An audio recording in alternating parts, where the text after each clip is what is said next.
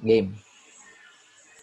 Treasury bills, a short-dated government security yielding no interest but issued at a discount on its redemption price. Ayun. So, ito naman, so ito rin, example ng treasury bill. Baka naman treasury bill tayo ng treasury bill, di natin alam itsura. So, ganyan siya. So, again, ganun din. Short-dated government security yielding no interest but issued on a discount. So, doon sa example natin kanina, let's say ikaw si company A, meron kang extra 100K, tapos sabi mo, bibili ako ng treasury bills. Hindi ko pa naman to paggagamitan eh. Wala pa naman akong paggagamitan dito for the next 6 months. I-invest ko na lang muna sa treasury bills. So, si treasury bills is issued by the government. So, sino nag-govern dito sa pag-issue ng treasury bill? Siyempre, Bureau of Treasury. Okay, so how does treasury bills work? So, kung ikaw si company A, meron ako 100K, so sabi niya, invest ko to sa treasury bill. So, ang mangyayari diyan, so yung 100K mo, so sasabihin sa iyo pag nag-invest ka na sa treasury bill, syempre, kailangan mong i-ready yung pera mo, no? So, ngayon, bibili po ako i-invest po ako sa treasury bill. Sasabihin mo ganyan. So, usually sa bank din to, no? Sir, akala ko sa government. Yes, pero si government, doon nila yan nilalagay sa bank. Kasi saan ka nga naman lalapit yan? Kung alam nga pumunta ka sa SSS office, sabihin mo, o kaya sa PhilHealth office, bibili ako ng government security. O kaya, alam nga naman, pumunta ka pa sa Bureau of Treasury. So, usually, si government, pumupunta siya, nagdi-distribute sila ng mga treasury bills sa mga banks. Actually, mga banks na talaga yung bumibili nun. So, sa bank ka talaga bibili. So, sabi nga dito, issued at a discount. So, ibig sabihin, kung nag-invest ka sa 100K treasury bill, so pwedeng nagbayad ka ng 98K dyan. Okay? So, yung nilabas mo, 98,000. So, yung 98,000 mo, napalitan ng papel. Papel na katulad nito, na may value na 100,000. Nakalagay din naman syempre yung kanyang maturity. So, ngayon, yung maturity, pagdating ng date of maturity, pwede ka nang bumalik doon sa bank. Sabihin mo, i-redeem ko na itong treasury bill ko.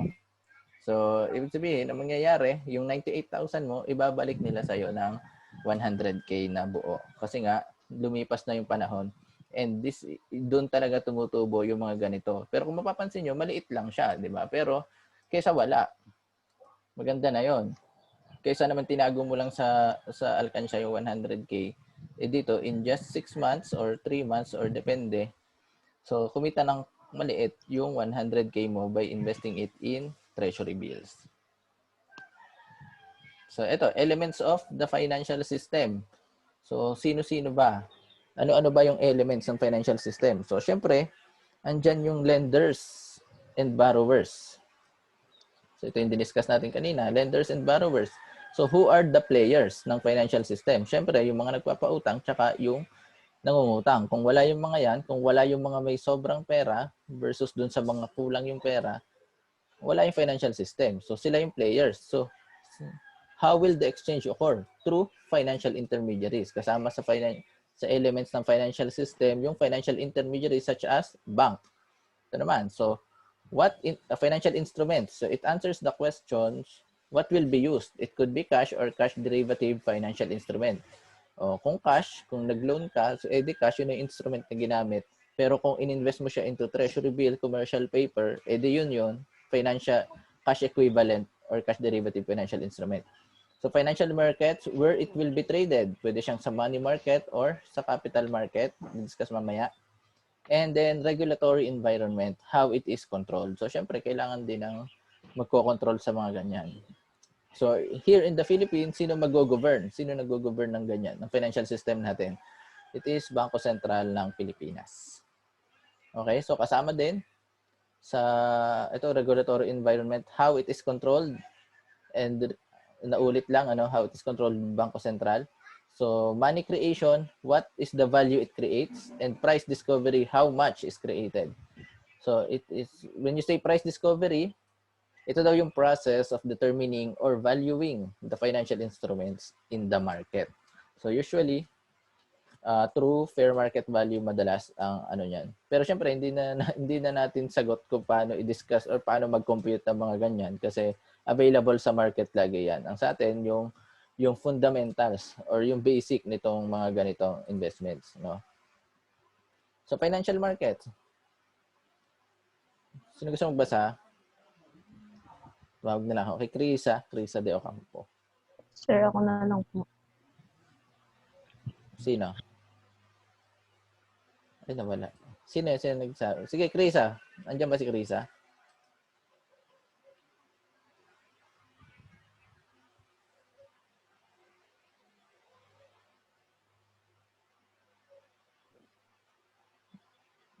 Go, Estera, ikaw na lang.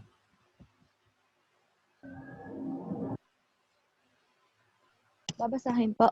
Mm-mm. Financial markets refers to channels or places where funds and financial instruments such as stocks, bonds, and other securities are exchanged between willing individuals or entities. Okay. So, ito nga yung channel and places where funds, financial instruments such as stocks or bonds and other securities are exchanged. So, kung familiar ba kayo sa mga broker? So, alam mo yung Call Financial, Citigroup, JP Morgan, HSBC, yan, may mga broker ang mga yan. Kumbaga, ito yung venue kung saan nagaganap or kung saan nagmi-meet yung investors or yung mga fund demanders at saka fund providers. So, financial markets. So, may question ako. So, since na-discuss natin financial system and financial markets, how will you differentiate the two? Sinong may idea? Sinong kayang i-differentiate yung dalawa? Financial system tsaka financial markets. Kadasyo. Sir, pag sinabi po nating financial systems, yun gaya nga po ng sinabi mo, yung sistema, kung paano mo gagamitin yung pera na meron ka. While financial markets is the medium. Yun naman yung magiging way para magamit mo yun ng tama. Okay, At very good. mapahiram mo, So, ganun po. yun. So, very well explained. So, yun. Short but simple. So malinaw yun na financial system, siya yung sistema. So, ito yung more on paano ko ba i-allocate, di ba? Kung walang, tsaka it links, yun din, isa pa sa meaning ng financial system. Ito yung system kung saan nililink mo yung mga fund provider sa fund demander. Financial markets naman, siya yung channel or pwedeng venue or siya yung medium kung saan financial instruments are traded such as stocks and bonds. So, ang tanong dito, financial market ba? Pwede bang mangyari na financial market and financial intermediary could be one? I mean, it's not all the time, pero pwede bang mangyari na financial market tsaka financial intermediary? Pwede bang isa lang sila? Sino meron? Agustin, meron ka?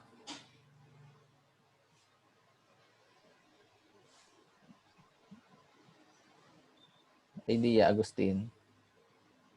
Ay, feeling ko sa mic mo yan. Kasi hindi ka namin naririnig. So, iba na lang. Sino? Rachel.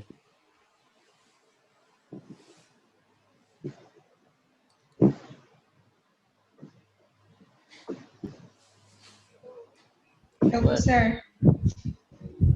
Go, Rachel. Para pong pwede po siyang magkatulad. Sa paanong way?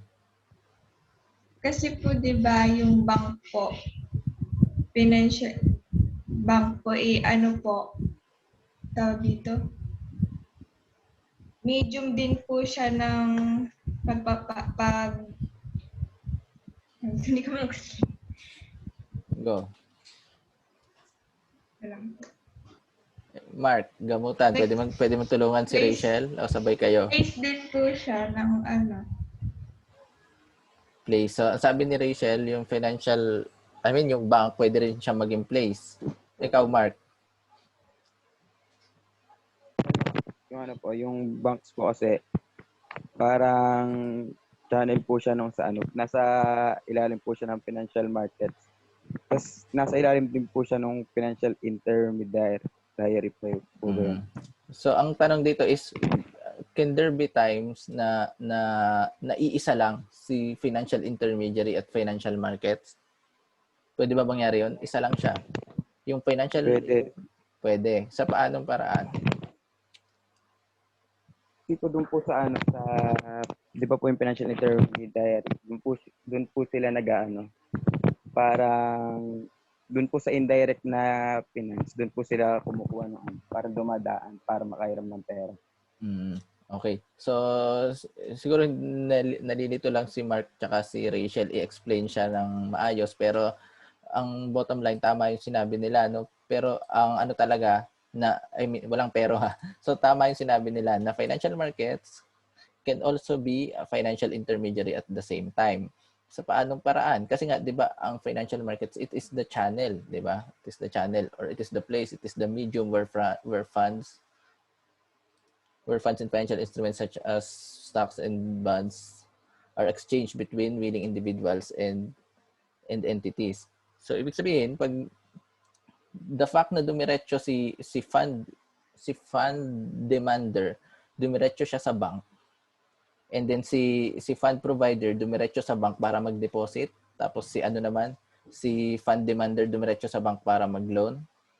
Tama? So, ibig sabihin, na-link yung dalawa, di ba? Nagkaroon ng financial system kasi yung kakulangan sa pera ni company B na napunan nung loan, tama? And then yung sobrang pera naman ni company A nailagay niya sa bank. And then na-link sila through financial system. And nakapag-loan yung dalawa, nakapag-loan si company B and nakapag-deposit si company A through the use of financial intermediary. And yung anong common dun sa dalawa? Lumapit sila parehas sa bank, which is bank yung nagsilbing financial market. Siya yung nagsilbing channel to link between the two. So in that case, parehas lang. Naging iisa si financial markets tsaka si financial intermediary. Okay? Ito, exchanging a financial instrument is commonly known as trading. Okay? Popular examples of financial markets are New York Stock Exchange and Philippine Stocks Exchange. Yan. So, kung saan daw ginaganap ang pag-exchange or yung trading na tinatawag. It is a stock exchange yan. So yan yung yan yung pwede siyang maging financial intermediary, siya rin yung pwedeng maging financial market. I mean, ang financial market dito, it would be the broker kasi nandun yung mga investors. So, kung may kakilala kayo na nag-i-invest sa mga stock market, so may mga broker yung mga yan. Ano yung broker? Ito yung nagsisilbing link kung saan pwede kang mag-buy and sell ng mga stocks. So, kung may nakikita nyo lagi sa mga ads sa YouTube, sa Facebook, yung eToro, yun, broker yun. Kung saan, mag-sign up ka lang, pwede ka nang bumili, pwede ka nang magbenta ng stocks. Okay? So, syempre, hindi ka makakapagbenta kung hindi ka muna bibili. So, yun, dahil dyan, naging financial market yung isang broker na yun. Kasi siya yung nagsisilbing medium or nagsisilbing channel para ma-complete yung trading na tinatawag. Okay? So, ito nga pala, Philippine Stocks Exchange, sa Ortigas to. Itong picture na to, sa Ortigas yan. So, malapit yan sa office namin dati. Ito na. So, 3 major economic functions of financial markets. So, number 1 is price discovery. So, this is the interaction between a seller and the buyer in order to come up with the price of the traded financial instrument. So, ito yung price discovery siya. Interaction daw between seller and the buyer para mag-come up siya with the price of the traded financial instrument. So how does it work? So, kung direct financing, let's say, di ba sabi nga natin, ang isa sa best example ng direct financing is nangutang ka sa kapitbahay mo, direct financing na yun eh. So, price discovery na ang tawag doon. Kung nagkasundo kayo na sabihin mo, kumare, utang naman ako 1,000. Balik ko na lang ng 1,100 sa isang linggo. So, dahil doon sa kasunduan yun, nabuo na yung price discovery. Kahit pa sabihin mo na ibalik ko na lang ng 1,000 din, walang tubo. Price discovery pa rin yun. So, liquidity. So, alam naman natin yan sa accounting. and reduction in transaction cost.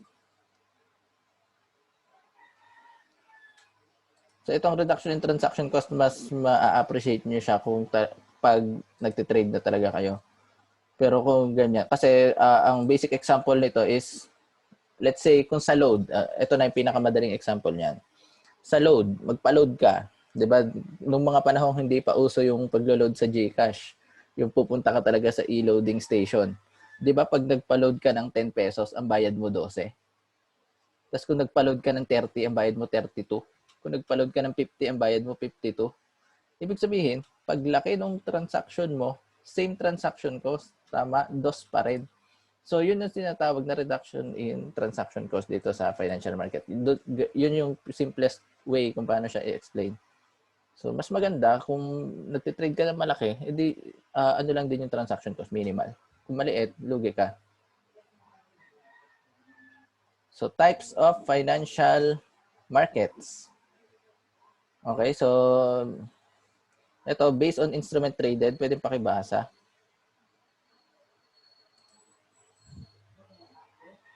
Si Kate Reyes. Dito ba? Daniel. Kate?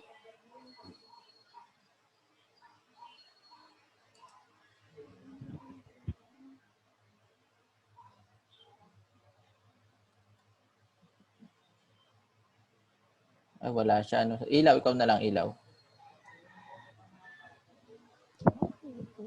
Money market, short term, serves as the conduit to efficiently transfer large amounts of money from fund providers to fund demanders for short maturity term quickly at a cheap cost from the parties involved.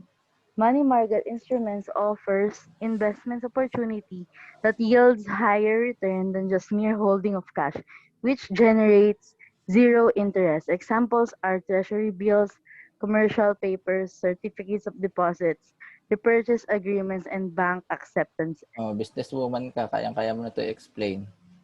Hindi naman. So ano Game. sir, yung money market, short term, katulad nga po ng mga example, treasury bill, commercial papers, parang magta-transfer ka lang ng money or magbaborrow ka po ng money din. For a short period of time lang po, hindi po siya maglalas ng mas matagal pa po sa 1 year, ganyan. Mhm. Sir. Ayun, so actually self-explanatory naman siya, and then efficiently transfer large amounts of money. So hindi lang, madalas diyan hindi lang small amount, large amount of money from fund provider to fund demander for short term maturity quickly at a cheap cost from the parties involved. So kaya ito, napakaganda nito. Money market instruments offers investment opportunity that yields higher return than just holding of cash, di ba? So, inilagay mo siya, pinalipas mo lang naman talaga ang panahon, pinalipas mo lang yung less than 1 year, tumubo na ng konti yung pera mo, which is more economical pa rin compared nga kung itatago mo lang yung pera. Okay? Kaya nga yung pagkaka-explain ko kanina dun sa ipon challenge na tinatawag is hindi siya economical. Kasi unang-una, bukod sa hindi siya kumikita, hindi siya sumasali sa flow. At ang worst doon, hindi siya napupunta. Do, 'di ba? Kung yung ipon challenge mo, 'di ba, pwede ka nang tawaging fund provider kasi may extra ka 'di ba? So ngayon, kung nakatago lang 'yan, there is no way na makaabot 'yan doon sa isang fund demander na nagkakaroon naman ng shortage. 'Di ba? So, yun nga. So, example daw ng capital ng money market are treasury bills, short commercial paper, certificate deposit, bank acceptances. So, ang key term dito, money market, short term, short maturity term. Okay? So, malamang lalabas sa exam 'yan. So, capital market naman, so, actually naulit. Mali ito, pero ang ano naman dito, kung ito short term, ang capital markets ay long term. So, same lang din siya, investment siya na more than 1 year naman. So ano yung example ng capital market as far as instrument traded is concerned? So bonds yan, mga bonds, doon tinitrade ang mga bonds. Minsan stocks, kasi stocks pwede mong hawakan ng matagal, pero pwede ring mabilis, depende sa'yo. Ito na, types of financial markets pa rin. So based on market type. Mary Grace. Encarnacion. Based on market type, the primary and secondary market. Primary market, here companies sell stocks to the public for the first time. Mhm. This is done through a process known as initial public offering. While secondary market, here investors and traders buy and sell stocks to each other. The company does not participate in this transaction. Okay. So, ang ano lang dito, ang keyword lang dito, kung primary market, sells stocks to the public for the first time. Ayun for the first time. Yun yung ano ng primary market. This is done through a process known as initial public offering. So ganito yan. Merong times na, let's say, yung business mo sobra nang lumalaki and gusto mo nang private company ka sa papel. When you say private company, hindi ka listed. Okay? When you say hindi ka listed, hindi makikita yung name ng company mo sa Philippine Stock Exchange. Yun. Ibig sabihin, private company ka. Ibig sabihin ba, sir, lahat ng nasa Philippine Stock Exchange, lahat ng pwedeng i-trade na stocks, yan yung mga publicly listed. Ganun yon.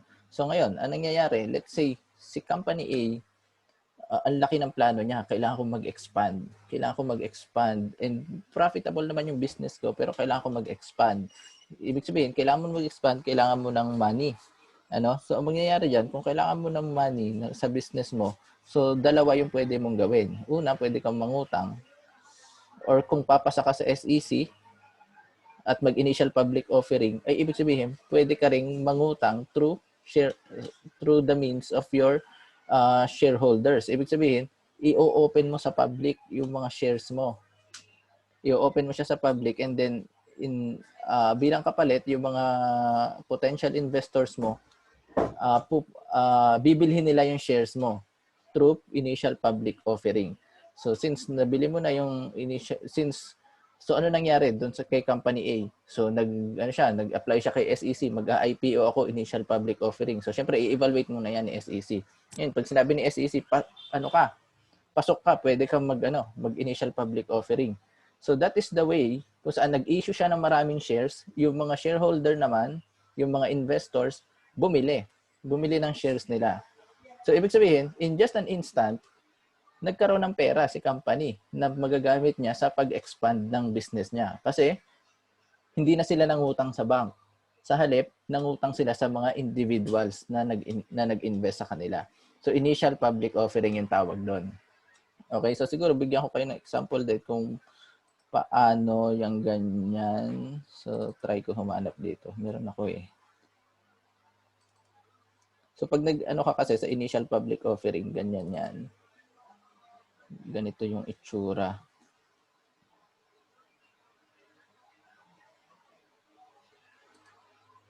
So let's say primary markets. Nagkaroon ng initial public offering. Nakikita niyo? So yan. Yes, So sir. yung Call Financial, so dati nag-subscribe ako dati nag-IPO yung ARIT, Ayala Real Estate Investment Trust Incorporated. So ganyan. So bibigyan ka niya ng letter pag pumasa ka pag nag-grant, kasi sobrang dami ng shares na pwede mong bilhin. Ang mangyayari diyan, hindi lahat kayo mabibigyan. So maraming pwedeng mag-subscribe, pero hindi ibig sabihin automatic. So depende 'yon kay broker kung mapagbibigyan ka. So ito, request pa lang to. I think nabigyan naman ako nito. So worth 8K lang siya. Ayun. So ibig sabihin, ang nangyari, nagkahawak na ako ng shares ni ARIT Incorporated, tama. So ngayon, nakuha ko siya through primary markets kasi nag-initial public offering siya eh. Okay, ito kaya nga sabi diyan, IPO request, initial public offering. So ngayon, ang ginawa ko after ilang months, medyo tumaas na kasi yung value nito si ARIT, or tumaas siya konting-konti lang. Feeling ko natutulog siya masyado. Binenta ko na siya. So, ibig sabihin, yung pagkakabenta ko, hindi na siya through IPO, tama? Kasi ako yung may hawak ng stock, binenta ko na rin siya through, sabi ko nga, doon sa financial market or doon sa Call Financial, yun yung medium kung saan pwede ka mag-buy, pwede ka mag-sell. So, binenta ko na siya doon. So, ang pangyayari dun sa benta na yun is, ano na yan? Yun na yung tinatawag na secondary market na. Okay, malinaw ba yun? Basta ang ano dyan, basta ang technique,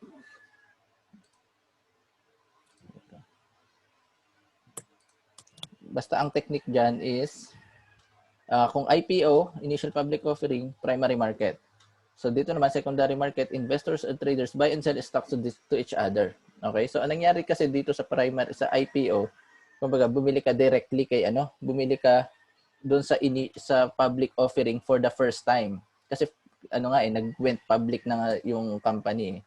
So pag bumili ka doon sa IPO, primary market siya based on market type. And then nung time na binenta mo na siya sa iba, secondary market na yan. Okay? The company does not participate in these transactions. Okay? Tama naman yun. Kasi ang naging transaction na is akin versus dun sa other investors na bumili naman nung REIT. So ito, yan ako. Okay. Tagilid na lang kayo o ako na mag-rotate?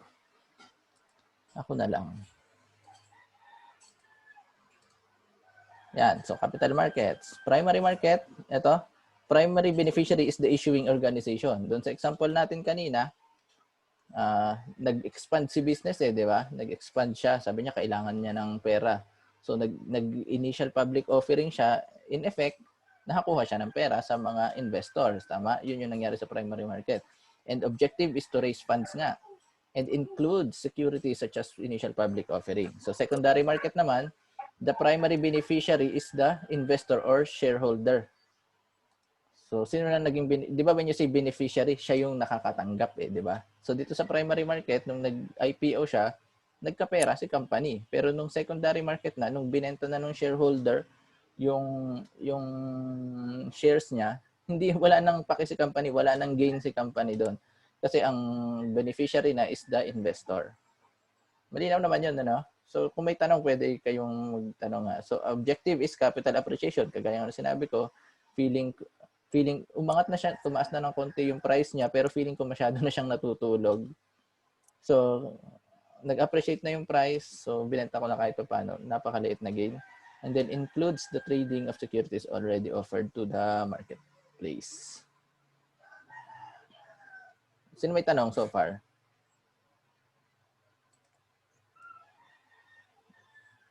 Sino? Meron ba? Abigail?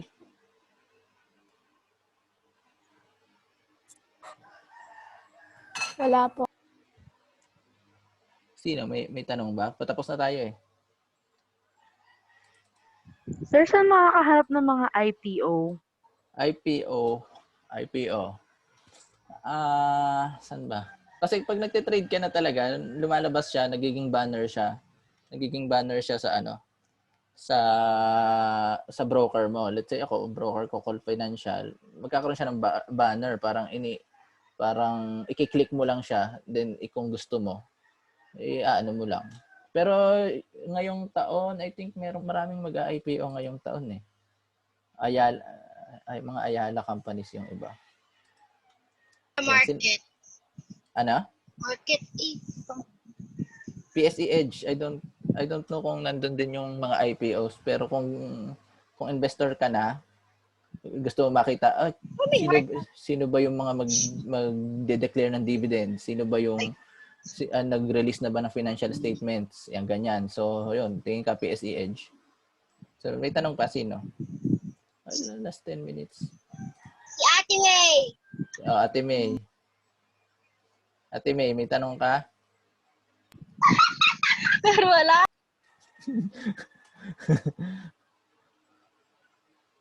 Ikaw, Tintin. Sir, Wala Ako po naman muna. po. Wala. Sino meron? sir, ako Go. Ito Rosanes. po, halimbawa po first time kayo mag-i-invest. Ano po yun? Di ba kailangan po ng broker? Paano po kayo makaka-meet ng broker?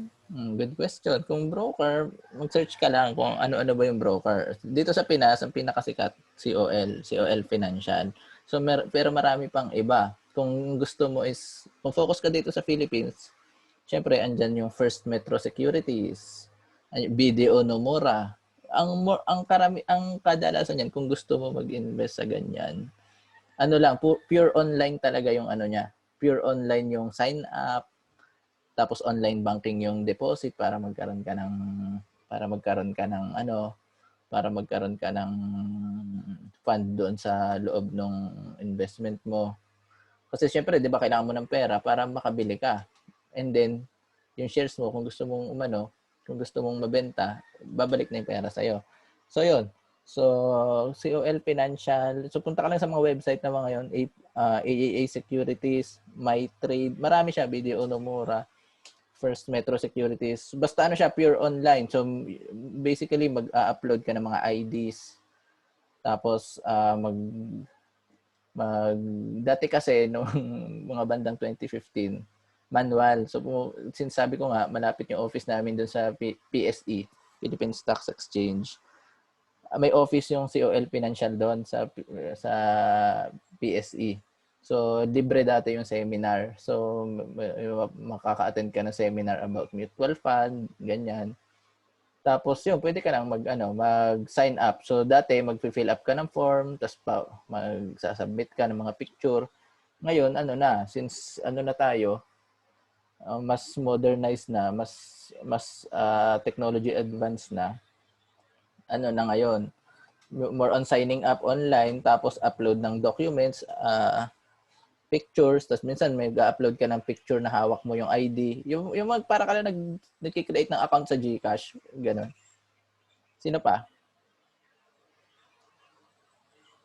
Wala na po, sir. By the way, kung COL Financial dati, ang first deposit mo should be 5K. Yan. Sa kanya-kanya sila ng minimum first deposit. First deposit lagi ang doon. Okay, so ito naman, economic functions of secondary markets. So price discovery. So secondary markets provide information about price of security. So yun sa broker. So ano yung price nila? So yun yung last price, 'di ba? Meron pang may nakalagay na kasi doon yung mga asking price niya tsaka bid price. Tsaka 'di ba pansin niyo nagbabago-bago lagi yung prices. So ando na 'yon sa price discovery. Sa secondary market, which is yun na nga sa broker.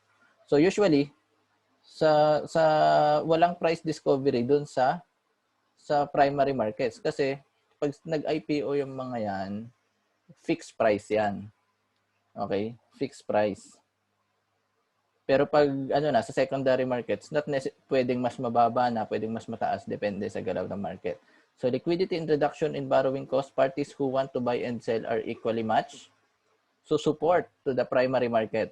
So kaya nga merong secondary market, it supports the primary market. So ito, implementation of monetary policy, secondary market allows regulators such as BSP to trade securities to influence liquidity and interest rates in the financial system. So, ito guys, siguro may konti lang akong practice set na parang kukulangin tayo siguro. So, last minutes na lang. Mag-send akong bago ha.